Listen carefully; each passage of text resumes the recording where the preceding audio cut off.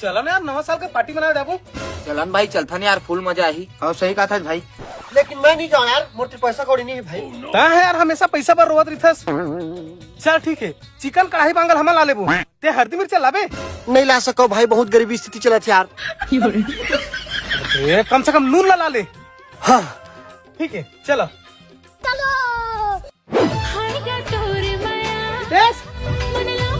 जल्दी चल जी।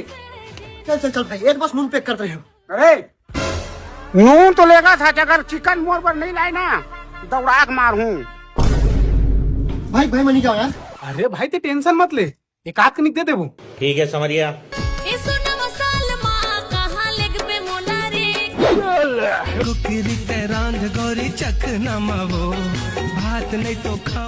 हाँ बन गए। अभी मजा आएगा ना भिड़ो।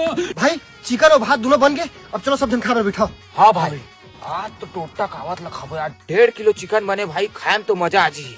जल्दी ला भाई। जल्दी ला। ए रहा नहीं जाता। लाल कलिंदर लाल जवानी, पानी पानी हो जाही रे, पानी पानी हो जाही। बात तो सही है।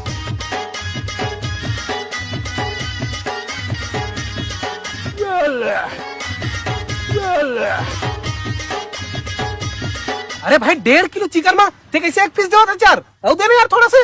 वाह मोर बाबू में नीले गु यार, वो मंगाए है नीले गुना मन मार रही। और 30 तो कहे हस दे देबो के हां ले खाओ उत्तम तो पूरा गांव भर के मन खा रही। ये क्या हो गया?